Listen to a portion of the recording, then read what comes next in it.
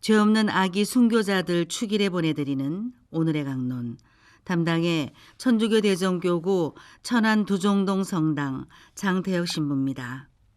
오늘 복음은 마테오 복음 2장 13절에서 18절까지의 말씀입니다. 박사들이 돌아간 뒤 꿈에 주님의 천사가 요셉에게 나타나서 말하였다. 일어나 아기와 그 어머니를 데리고 이집트로 피신하여 내가 너에게 일러줄 때까지 거기에 있어라. 헤로데가 아기를 찾아 없애버리려고 한다.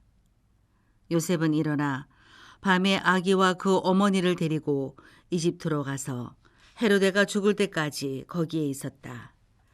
주님께서 예언자를 통하여 내가 내 아들을 이집트에서 불러내었다 하신 말씀이 이루어지려고 그리 된 것이다. 그때 헤로데는 박사들에게 속은 것을 알고 크게 화를 내었다. 그리고 사람들을 보내어 박사들에게서 정확히 알아낸 시간을 기준으로 베들레헴과 그 온 일대에 사는 2살 이하의 사내 아이들을 모조리 죽여버렸다. 그리하여 예레미야 예언자를 통하여 하신 말씀이 이루어졌다. 라마에서 소리가 들린다. 울음소리와 애끓는 통곡소리. 라헬이 자식들을 잃고 온다. 자식들이 없으니 위로도 마다한다.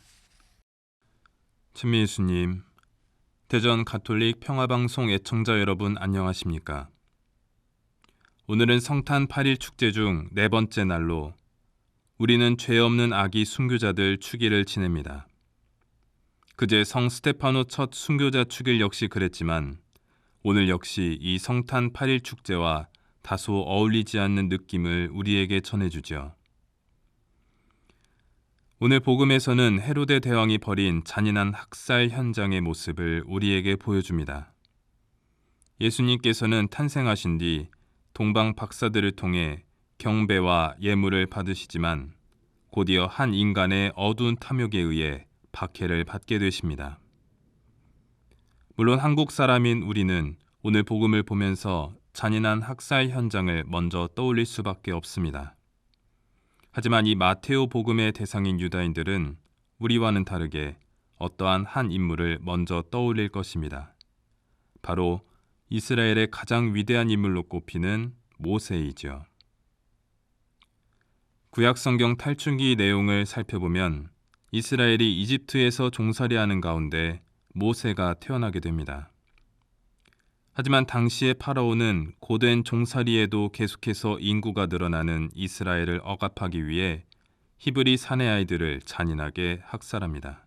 마치 오늘 복음의 헤로데처럼 말이죠. 하지만 모세는 가족들의 지혜로 겨우 살아남게 되었고 이집트 궁궐에서 자라나게 됩니다. 구 아기들을 학살했던 파라오가 죽자 모세는 가시덤불 속에서 하느님의 사명을 받고 이스라엘을 이집트로부터 구출하기 위해 돌아오는데요. 이러한 모세의 이야기는 헤로데의 학살을 피해 피신을 가셨다가 헤로데가 죽고 나서 다시 고향으로 돌아오신 예수님의 삶과 아주 닮아 있죠. 곧 마테오 복음사가는 유다인 공동체가 예수님이 누구이신가를 쉽게 이해하기 위해 구약 성경의 내용, 특히 이스라엘의 가장 위대한 인물 모세 이야기를 가져다 사용한 것입니다. 이야기 중간중간에 있는 호세아 예언서의 말씀이 이루어진 것, 또 예레미야 예언서의 말씀이 이루어진 것 또한 마찬가지고요.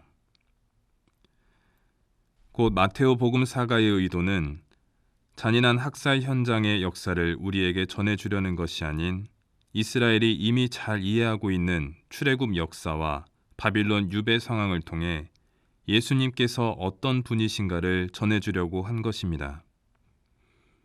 예수님의 삶 모든 것이 구약에서 하느님 약속의 성취이다. 그분께서는 죄의 종살이에서 당신 백성을 해방시키실 구원자이시다라는 것을 알려주는 것이죠. 오늘 복음은 이렇게 예수님께서는 약속된 구원자시다라는 의도로 쓰여진 것이지만 성탄 시기를 지내고 있는 우리는 오늘 복음을 통해 분명하게 기억해야 할 것이 있습니다.